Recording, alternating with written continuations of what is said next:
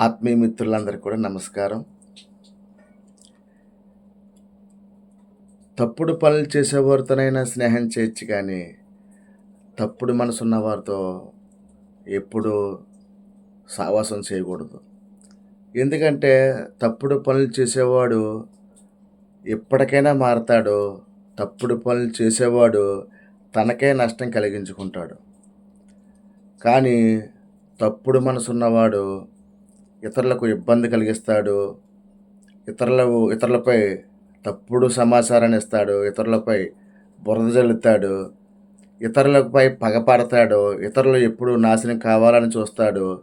ఇతరులపై అసూయపడతాడు. వారిని ఎలాగైనా నవ్వుల పాలు చేయాలని చూస్తుంటాడు.